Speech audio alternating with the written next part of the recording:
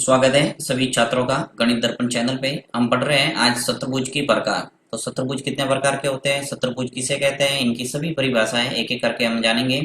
तो सबसे पहले तो आपको बता दूं कि शतुर्भुज कहते हैं किसको है, ठीक है। तो यहाँ मैं आपको परिभाषा बता देता हूँ। शतुर्भुज, शतुर्भुज की परिभाषा आपको लिखना है कि चार भुजाओं से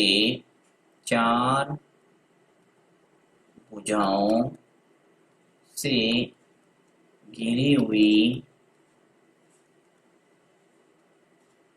हुई बंद आकृति, चार भुजाओं से घिरी हुई बंद आकृति को क्या कहते हैं, शतुर्भुज। तो ये हो गई इसकी परिभाषा।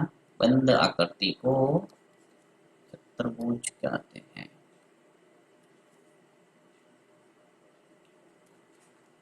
ठीक है। तो कुल मिला के आपको यदि कोई शतुर्भुज के बारे में पूछे कि शतुर्भुज किसे कहते हैं, तो आपको जवाब देना है चार भुजाओं से घिरी हुई बंद आकृति को शतुर्भुज कहते हैं। अब सिंपल सा एक शतुर्भुज बना के आपको बता देता हूं, जिसमें मान लो एक शतुर्भुज है, ठीक है, जिसका नाम दे देता हूं मैं ए बी सी और ये डी। ठीक है, ए बी सी और डी एक चार भुजा हो गई, जिसमें ए बी सी डी और डी है। अब चार भुजाओं से घिरी हुई एक बंद आकृति है, इसे कहेंगे शतुर्भुज। अब बात करते हैं कि शतुर्भुज के प्रकार कौन कौन से होते हैं। तो हम यहाँ जो जो शतुर्भुज के बारे में अध्ययन करेंगे वो मैं एक एक करके आपको बता देता हूँ पहले। तो सबसे पहले हम पढ़ेंगे समांतर शतुर्भुज के बारे में। समांतर शतुर्भुज, समांतर शतुर्भुज क्या है। नेक्स्ट पढ़ेंगे समलंब शतुर्भुज, समलंब शतुर्भुज।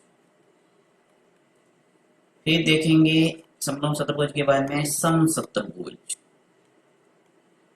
समशतुर्भुज क्या है,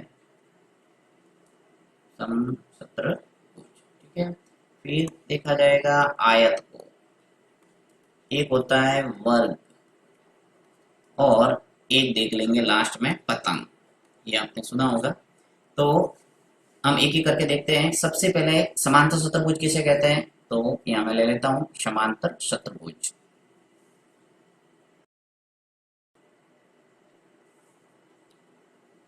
तो सबसे पहले देखते हैं समांतर शतुर्भुज क्या है, ठीक है। तो नेक्स्ट पेज पे लेता हूं मैं समांतर शतुर्भुज, यहाँ लिख लेता हूं फर्स्ट। आपको क्रम नंबर वाइज याद रखना है, जिससे याद रह जाएगा समांतर शतुर्भुज। अब समांतर शतुर्भुज किसे कहते हैं, तो आपको परिभाषा याद रखना है कि ऐसा शतुर्भुज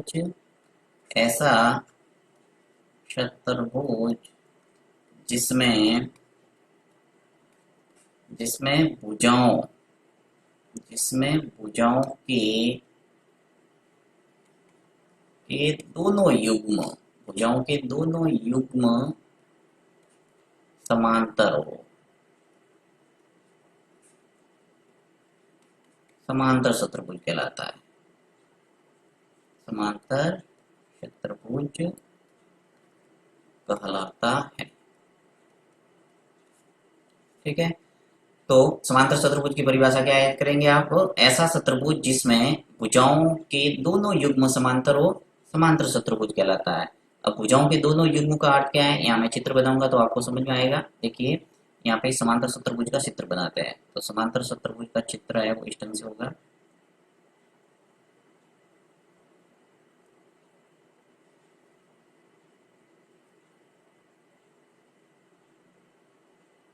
इस ढंग का आपको समांतर शतुर्भुज नजर आएगा, जिसमें नाम दे देते ए बी सी और ये डी। अब देखिए इस शतुर्भुज की विशेषता क्या है कि ऐसा शतुर्भुज जिसमें भुजाओं के दोनों युग्म, देखिए यहाँ पे टोटल कितनी भुजाएं है, चार, A B C C D और डी है, जिसके अंदर दो भुजाओं के युग्म हो गए, एक ए बी और डी सी।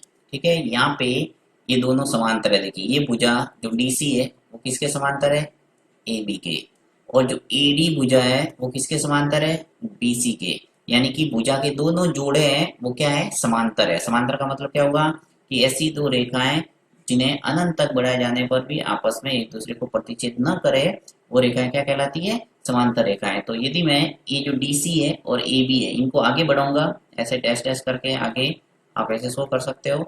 तो ये जो रेखा है एक दूसरे को प्रतिच्छेदित नहीं करेगी, यानी कि दोनों ये क्या है, समांतर है। इसको भी देखिए यहाँ पे जो एडी है इसको भी आगे बढ़ाएंगे और बीसी को भी आगे बढ़ाएंगे, तो ये भी रेखा अनंत तक बढ़ाए जाने पर भी एक दूसरे को प्रतिच्छेदित नहीं करेगी। इसका मतलब क्या हुए, ये दोनों रेखा युग्म है वो क्या है, समांतर है। तो समांतर शत्रुभुज की परिभाषा आपके दिमाग में अच्छे ढंग से बैठ गई होगी कि ऐसा शत्रुभुज जिसमें भुजाओं के दोनों युग्म समांतर है तो क्या कहलाएगा वो, समांतर शत्रुभुज। तो मैं इसको वापस थोड़ा अब देखिए इससे संबंधित जो प्रश्न आते हैं उसके गुण धर्म पर आधारित। तो गुण धर्म क्या होते हैं, यानी जो समांतर शत्रुभुज है इसकी क्या क्या विशेषता होती है वो भी मैं आपको बता देता हूँ कि समांतर शत्रुभुज की विशेषता क्या होती है। पहली विशेषता होती है इसकी जो सम्मुख भुजा है वो बराबर होती है। सम्मुख भुजा का अर्थ ये है कि जो ए बी है वो बराबर होगा किसके, डी सी के। यानी कि जो ए से लगाकर बी तक ये जो भुजा आपको नजर आ रही है वो किसके बराबर होगी, डीसी के बिल्कुल बराबर होगी। जैसे मान लो ये 10 सेंटीमीटर है तो ये भी कितनी होगी, 10 सेंटीमीटर। ये जैसे 12 सेंटीमीटर है तो ये भी क्या होगी। अब हम देखते हैं कि समांतर शत्रुभुज की विशेषता क्या क्या होती है। तो समांतर शत्रुभुज की पहली विशेषता लिखते हैं कि सम्मुख भुजाएं क्या होती है, समान। सम्मुख भुजाएं समान होती है। सम्मुख भुजाएं समान, सम्मुख भुजा का अर्थ ये हुआ कि जो ए बी है वो किसके बराबर होगा, डी सी के, और जो ए डी है वो किसके बराबर होगा, बी सी के। यानी कि जो ए से लगाकर बी तक भुजा है वो बराबर होगी किसकी, डी सी के, और जो ए से लगाकर डी तक भुजा है वो बराबर हो जाएगी बी सी के। तो यहाँ लिख सकते हैं ऐसे कि ए डी है वो किसके बराबर होगी, बी सी भुजा के। इसी प्रकार जो ए बी है वो किसके बराबर होगी, डी सी के। चलो एग्जाम्पल लेके आपको बताता हूँ। जैसे मान लो ये 12 सेंटीमीटर है तो ये जो डी सी है वो भी क्या होगी, 12 सेंटीमीटर। ये मान लो 10 सेंटीमीटर है तो ये भी कितनी होगी, 10 सेंटीमीटर। इससे संबंधित प्रश्न बनते हैं तो आपको ध्यान रखना है। इसका गुणधर्म पहला ये हो गया। दूसरा, दूसरी इसकी विशेषता ये होती है कि इसके जो सम्मुख कोण है वो भी समान होते हैं। जैसे कि ये जो यहाँ पे एक पर जो बनने वाला कोण है वो किसके बराबर हो जाएगा, इस सी पर बनने वाले कोण के बराबर होगा बिल्कुल। इसी प्रकार जो बी पर कोण बनेगा उतना का उतना कोण बनेगा डी पर। तो यहाँ लिख लेता हूँ सम्मुख कोण समान होते हैं। सम्मुख कोण यानी आमने सामने वाले कोण, तो सम्मुख कोण समान। लिखना चाहो तो लिख लो ऐसे कि कोण जो ए है वो किसके बराबर होगा, कोण सी के, और कोण जो बी है वो बराबर हो जाएगा कोण डी के। ठीक है, ये इसकी दूसरी विशेषता हो गई। फिर तीसरी विशेषता, तीसरी विशेषता क्या हो गई कि इसके जो विकर्ण है वो एक दूसरे को समद्वि भाजित करेंगे। विकर्ण का अर्थ क्या हुआ कि देखिए यहाँ पर मैं यदि ए को सी से मिलाऊंगा, ए को सी से मिला देता हूँ, ये पहला विकर्ण हो गया। फिर मैं बी को डी से मिला देता हूँ, ये हो गया दूसरा विकर्ण। तो यहाँ मैं नाम दे देता हूँ, जहाँ ये दोनों विकर्ण एक दूसरे को प्रतिच्छेदित करते हैं उसका नाम दे देता हूँ ओ। तो इसकी जो तीसरी विशेषता है वो ये है कि इसके जो विकर्ण है ए से लगाकर सी तक और बी से लगाकर डी तक, ये एक दूसरे को क्या करते हैं, समद्वि भाजित करते हैं। समद्वि भाजित का अर्थ ये हुआ कि समान दो भागों में विभाजित होता है। जैसे ए से लगाकर ओ तक और ओ से लगाकर सी तक, ये दोनों बराबर होंगे। मैं यहाँ लिख लेता हूँ पहले कि विकर्ण एक दूसरे को क्या करते हैं, एक दूसरे को समद्वि भाजित करते हैं, एक दूसरे को समद्वि भाजित, समद्वि भाजित करते हैं। विकर्ण एक दूसरे को समद्वि भाजित करते हैं। विकर्ण समद्वि भाजित कैसे है मैं आपको लिख के बता देता हूँ। देखिए ए से लगाकर ओ तक, ये ए से लगाकर ओ तक जो लंबाई होगी उतनी की उतनी सी से लगाकर ओ तक होगी, ये सी ओ।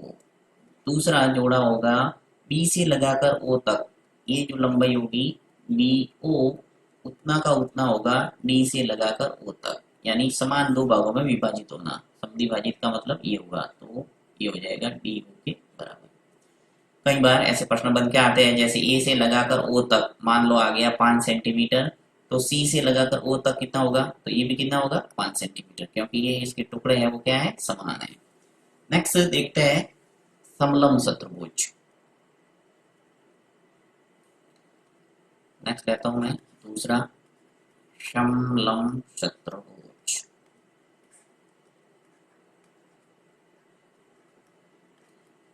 समलंब चतुर्भुज की परिभाषा याद रखना है कि ऐसा चतुर्भुज, ऐसा चतुर्भुज जिसमें जिसमें भुजाओं का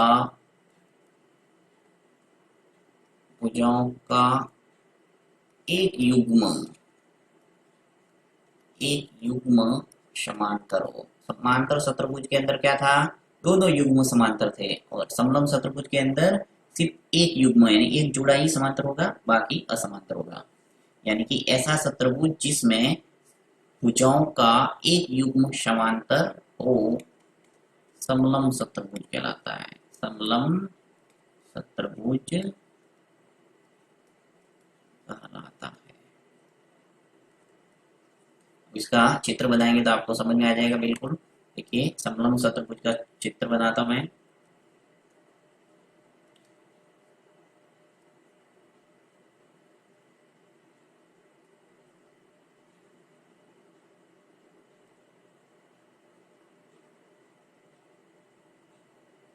ये जो चित्र है वो एक समलंब चतुर्भुज का है। ये नाम दे देता हूं मैं ए, बी, सी और ये डी।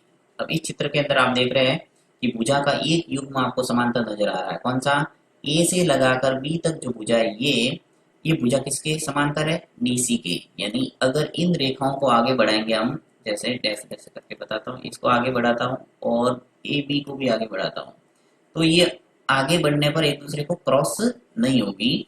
परंतु अगर मैं ए से लगाकर डी तक इसको आगे बढ़ाऊं और बी से लगाकर सी तक इसको आगे बढ़ाऊं, तो ये आगे जाके क्रॉस हो जाएगी एक दूसरी रेखा। यानी भुजाओं का सिर्फ एक युग्म यहाँ समांतर है, दूसरा युग्म समांतर नहीं है, ये एक प्रतिच्छेदित रेखा है। तो यहाँ पे परिभाषा आपको याद रखना है कि ऐसा चतुर्भुज जिसमें भुजाओं का एक युग्म समांतर हो समलंब चतुर्भुज कहलाता है। नेक्स्ट देखते हैं तीसरा। तीसरा है समचतुर्भुज। समचतुर्भुज किसे कहते हैं कि ऐसा चतुर्भुज, ऐसा चतुर्भुज जिसमें चारों भुजा समान हो, चार भुजाएं समान लंबाई की हो, समान लंबाई की हो, समचतुर्भुज कहलाता है। समचतुर्भुज कहलाता है। तो समचतुर्भुज की परिभाषा आप इस ढंग से लिख सकते हैं कि ऐसा चतुर्भुज जिसमें चार भुजाएं समान लंबाई की हो समचतुर्भुज कहलाता है। अब समचतुर्भुज का चित्र बनाते हैं। देखिए एक ऐसा चतुर्भुज नजर आ रहा है यदि आपको, जिसमें चारों भुजाएं समान लंबाई की हो।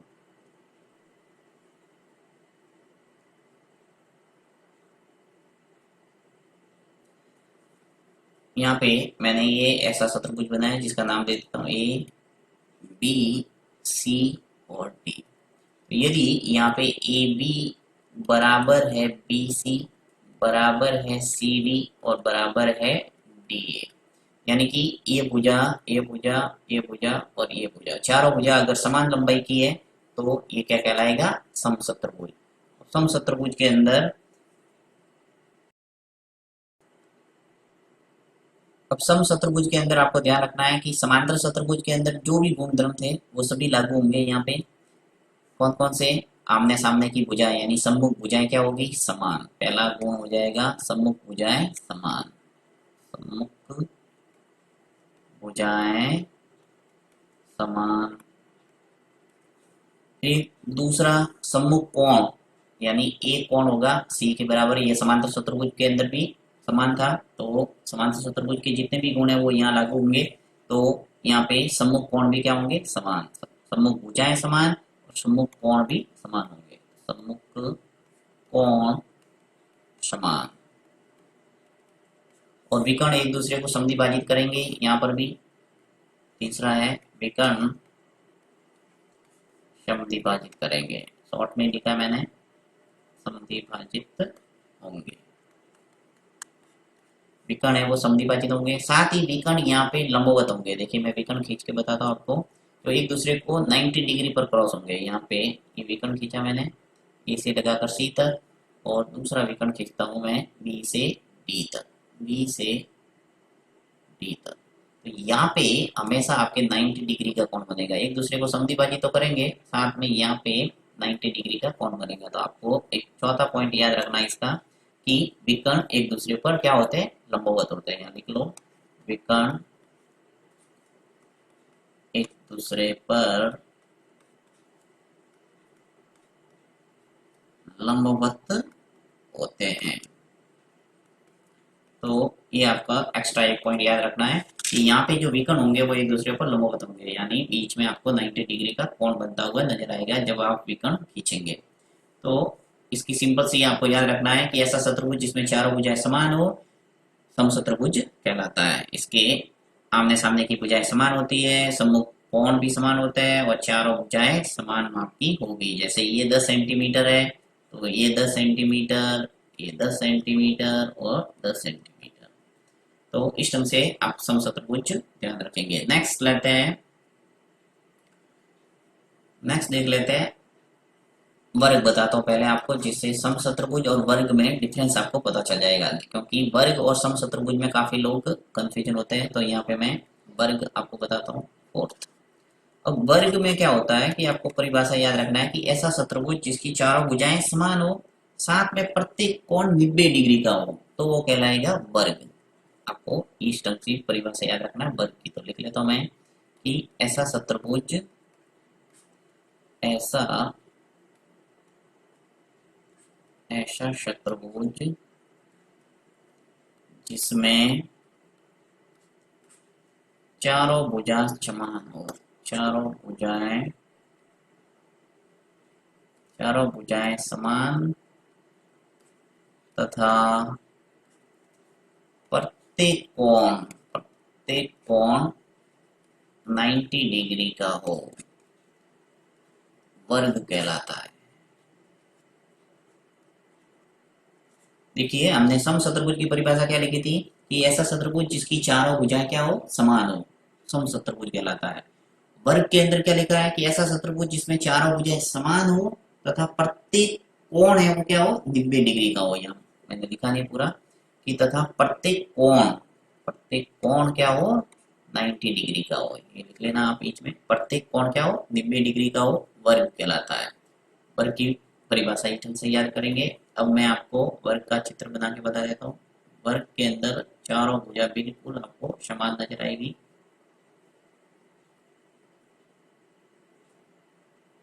तो मान लो ये वर्ग है, नाम दे देता हूं मैं ए बी सी और ये डी। तो A B C C D और डी ए चारों भुजा समान, साथ ही इसमें प्रत्येक कोण होगा वो 90 डिग्री का होगा। यहाँ पे आपके हमेशा कितने डिग्री का कोण बनेगा, 90। प्रत्येक कोण, चारों कोण है वो कितने डिग्री के होंगे, 90 डिग्री के।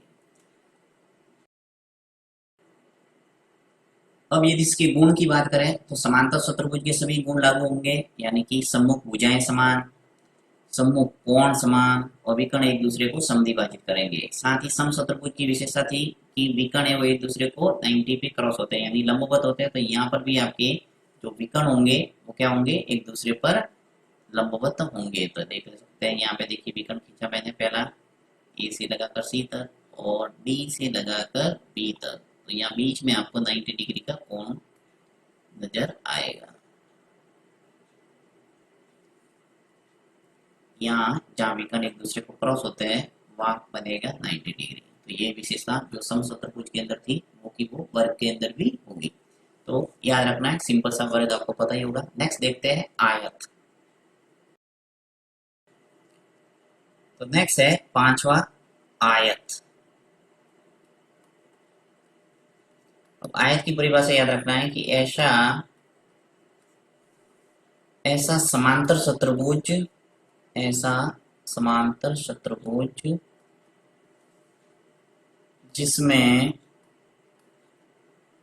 प्रत्येक कोण जिसमें प्रत्येक कोण 90 डिग्री का हो, 90 डिग्री का हो, आयत कहलाता है, आयत कहलाता है। आप ऐसे भी परिभाषा याद रख सकते हैं कि ऐसा शत्रुभुज जिसमें आमने सामने की भुजाएं क्या हो, समान हो, तथा प्रत्येक कोण 90 डिग्री हो, आयत कहलाता है। कोई भी परिभाषा याद रख सकते हैं आयत की, बहुत सिंपल है। अब मैं चित्र बना देता हूँ इसका। आयत की विशेषता होती है कि इसकी आमने सामने की भुजा क्या होती है, समान।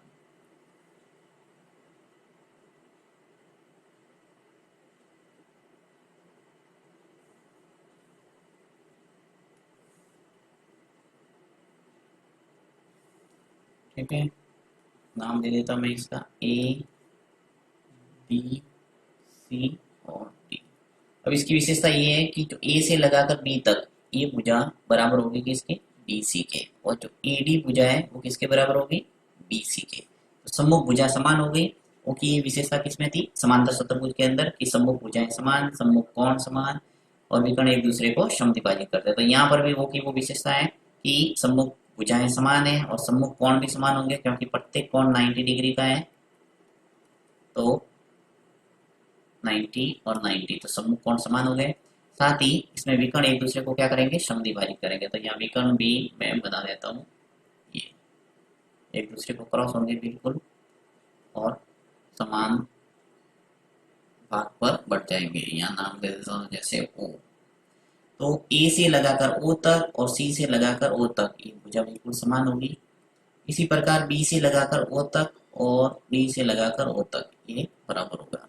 तो विकर्ण एक दूसरे को समद्विभाजित करते हैं, यानी समांतर चतुर्भुज के सभी गुण इस पर लागू हो रहे हैं।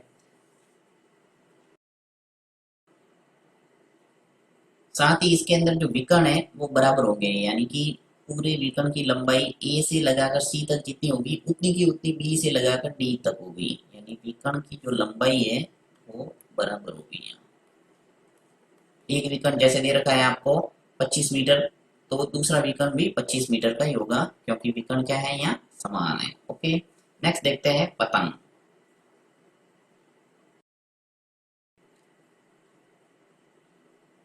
तो नेक्स्ट है अंतिम छठा पतंग। पतंग की परिभाषा याद रखना है कि ऐसा शत्रुभुज जिसमें जिसमें दो आसन भुजाओं के युग्म, दो आसन भुजाओं दो आसन भुजाओं के युग्म समान हो। समांतर नहीं है, यहाँ के बात हो रही है समान हो, तो वो कहलाएगा पतंग कहलाएगा, वो पतंग कहलाता है। यानी ऐसा चतुर्भुज जिसमें दो आसन भुजाओं के युग्म क्या हो, समान हो, पतंग कहलाएगा। तो पतंग का चित्र बनाता हूं जिससे आपको अच्छे तक। तो चलिए पतंग का चित्र बनाता हूं जिससे आपको समझ में आ जाएगा। ये पतंग जैसा आपने देखा होगा, पतंग वैसा का वैसा ही पतंग की जैसा ही होता है बिल्कुल।